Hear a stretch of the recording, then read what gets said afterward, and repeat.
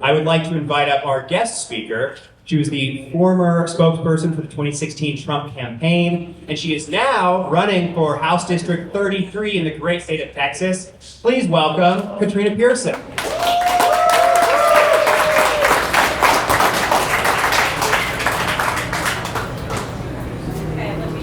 Terry, where's my t-shirt? I wanted a t-shirt. Is that better? Okay. Yeah. It's on its way, Katrina. Okay, thank you. So thank you, everyone. Well, I'm so excited to be here tonight. Thank you, Isaac, for inviting me. I just cannot tell you how important YRs are, not just for our state, but the entire nation. So I'm honored to be your speaker this evening, although I was going to be here under different circumstances prior to me entering the House race for District 33.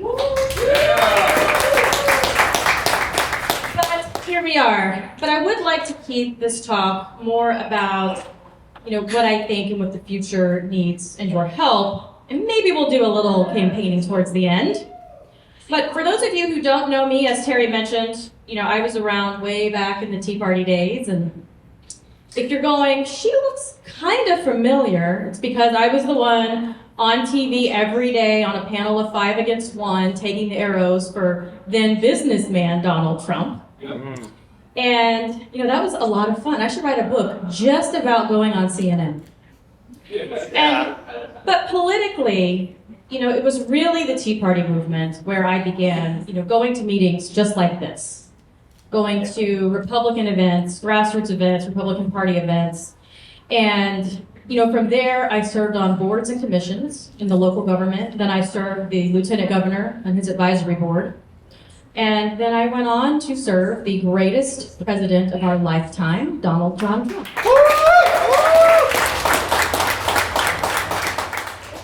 And I served him since 2015. So that makes me an OG. Right. I supported Trump way before it was cool, way before it was popular, and I served him all the way through January 6th on stage at the Ellipse. And I've lost track of the number of subpoenas I've received, given more than probably 20 hours of depositions and testimony to the FBI, to the Congressional Committee, DOJ, and then I took some time off because I really needed to reflect. I don't know about you, but I'm still not over the 2020 election and what happened on January 6th. So imagine being in it. And it was very hard for me, and I needed to grieve, really, for our nation. And during that time period, I had a lot of time to think. And I reflected back on the 14 years that I have been doing this and realized one thing. And Matt, you'll appreciate this. No president is going to change our life circumstances. And I say that because that is the sentence that popped into my mind one day that I said way back in 2009 at Dallas City Hall. It was my very first political speech that went viral. And it is the truth. Because our founders gave us a country, and Benjamin Franklin said, "We've given you a republic if you can keep it." Yep. Not your favorite politician, not your political party, but you. And we had it right the first time, way back when. We organized on the ground, going to meetings just like this. We stayed in touch, we exchanged emails, we showed up, and we were able to do some amazing things that led to the Donald Trump election. So I've been doing this for a very, very long time, and it really was an incredible journey. I'm not gonna lie, it was truly amazing. I have seen things that I cannot unsee. I've seen Antifa up close. I've seen BLM up close. I've seen our supporters get attacked. My own family members have been attacked. I've been maligned, defamed. I have 40 outstanding death threats on me as I speak to you today. But there's also been some really great things, like flying on Air Force One. And I gotta tell you, that is the most incredible experience that I had throughout this whole time, and it made everything else worth it. Because with all of those attacks, with the vandalism, with the assaults, with everything that came with it, you know what that means? It means I'm effective. And it means that whatever I was doing was working. But I'm really, really tired now. In a couple of years, I'll be 50 years old. And that's where you come in. I expect everyone in this room within the next 10 years to either be running a big campaign, on national television, preaching our values, or a next presidential advisor. Yeah. No pressure, okay? No pressure. But one of the things that I thought I would share with you tonight, with you being young Republicans and the future of our party, is I've come up with 10 little tips that I like to give you guys, if you want to hear them, that I've learned over the last few years. And it's pretty intense, because as you've seen the whole arc of the Trump campaign unfold, you've seen just how intense it is. And it all starts in rooms just like this. I went from going to Republican events, to organizing and campaigning, to having my name in the historical record at the executive level, to having my name in the historical record at the congressional level, to having my name in the historical record at the U.S. Senate level. Second impeachment, by the way. So what that means is, if we lose our country, my grandchildren are going to know it wasn't my fault. Okay? All right, tip number 1. Know thyself. You have to get to know who you are, not what you've been told you are. You have to value yourself and love yourself, and those are two very different things. And as one of my favorite motivational speakers, Les Brown, says, he says, get off the path of someone else and create a trail of your own. Tip number 2, accountability. Properly implementing tip number 1 is your sole responsibility, because you will be betrayed. You will have a failure. You will fall down. But you have to pick yourself back up and keep moving forward and never make the same mistake twice. Number 3, you can't change people. But if you change yourself, the people around you will change. Number 4, the internet is forever. I don't think I need to say anything else. Number 5, don't read the comments. As hard as it might be, you have to preserve your sanity. Don't read the comments, because honestly, there are so many trolls out there. What somebody else has to say about you is really none of your business. Number 6, politicians are just people. And people will disappoint you, and life is too short to kill yourself fighting for someone that doesn't even fight for themselves. You cannot win it for them. Number 7, protect your mind. It's very important. We are in a hostile political news environment. Fake news, censorship, paid influencers. We are surrounded by chaos. So when you find yourself surrounded by chaos, take a step back and figure out how you contribute to it. See tip number 1. Number 8, the echo chamber grows personalities, not movements. And that is so important today. We are so confident in our cause because we believe we're right. But if you really want to see how effective you are, step outside the echo chamber, and chances are you're going to learn more about yourself than your opposition. Number 9, people don't want the truth. They want to be right. I'll say that again. People don't want the truth, yours or otherwise. They just want to be right. And that is the power of the algorithm. And finally, number 10, you are not alone.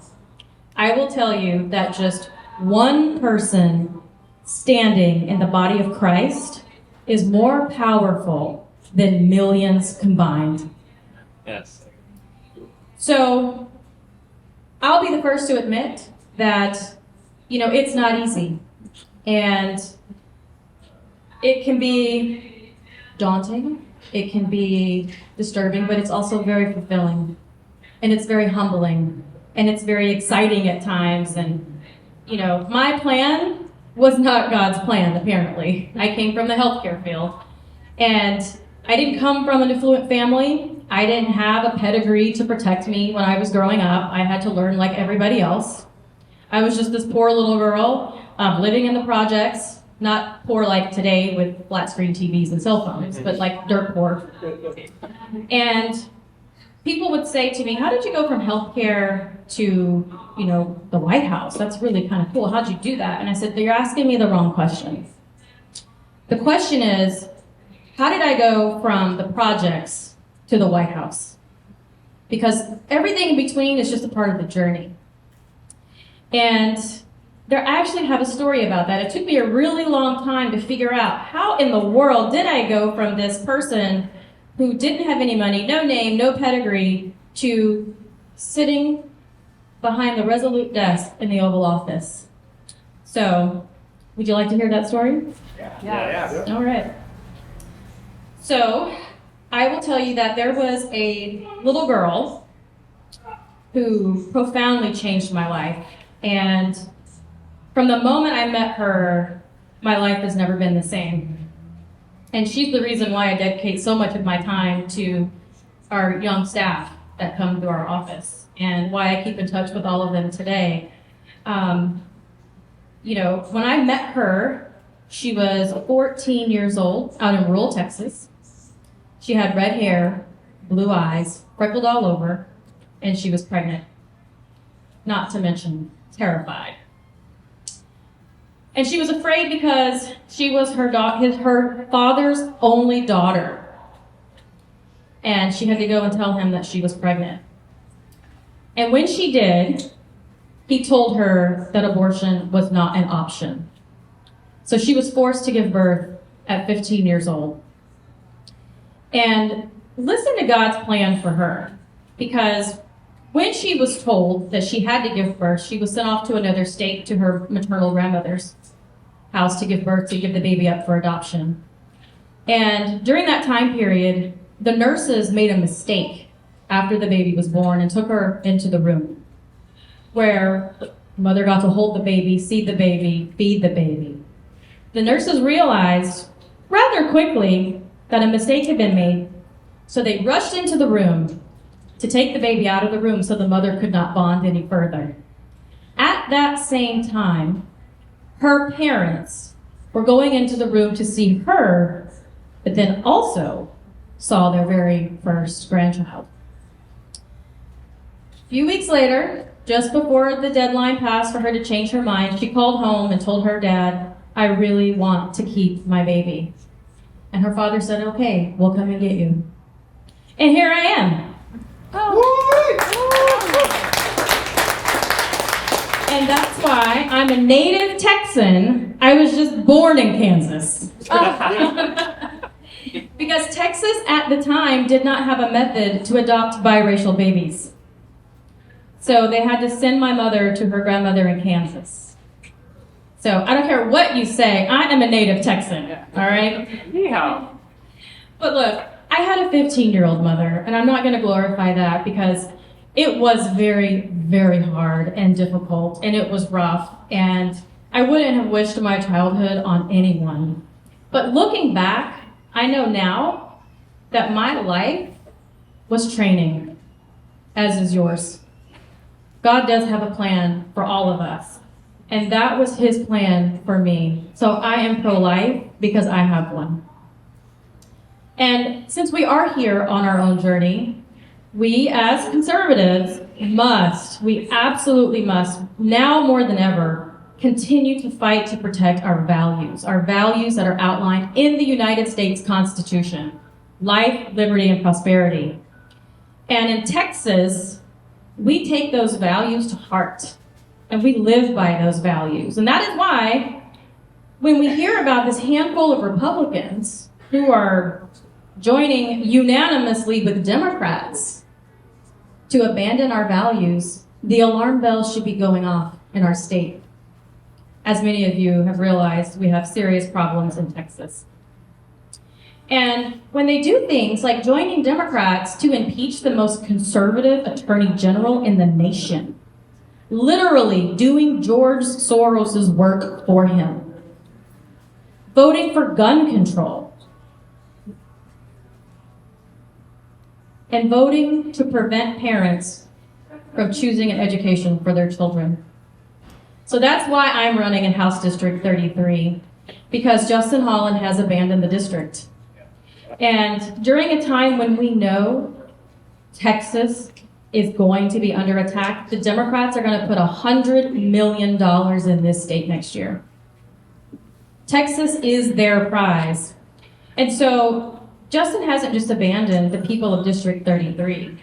He's abandoned the people of the United States. Because if we lose Texas, we lose it all. So who needs Democrats when we have Republicans like Justin Holland? He chose Dave Phelan and the Austin lobby over the people. So I'm going to run to restore some common sense to those folks down in Austin. But I'm also going to need your help to do that. So you can join us at Katrina for Texas or KatrinaPierson.com. Come out, hang out with us, sign up, volunteer, knock on some doors, donate, whatever you can do to support this effort, because this is going to be the race to watch in North Texas. So I want to thank you all for coming out tonight and joining me. And I'm so thankful, Isaac, for having me out here this evening. And I'm very happy to take questions. I take questions? Yeah, absolutely. Okay. Any questions? Although I can't see. Are there any questions? When's the first block walk? Where's Dalton? Dalton wins the first block walk. Quick question. We'll do it like sometime in January. But you can reach out to me and I'll get your information. And I can That's help you Dalton through that. Tassett. Yes. Dalton Tassett, campaign, field director. So I can help you out with that. Cool. Say the district again. House District 33. Rockwall County and this part of Collin County. Any other questions? When do we have to register to vote in the primary? What's the deadline? Dalton? Where's my Dalton? Registering is like 30 days before the primary. It's the last day. So 30 days before March 5th. Yeah. Just get registered. Is that Brian? Yes. Yes. Hey, so is the Texas GOP getting it right on its priorities? Like we typically set 8 at the biannual conventions, and there were some good ones last time. I mean, do you have any thoughts on that? I know that they're doing some more work on the priorities right now. I think they were right last time. And there's just so much discussion now on what we should and shouldn't do. And I always fall back on the values, the core values. We're either conservatives or we're not.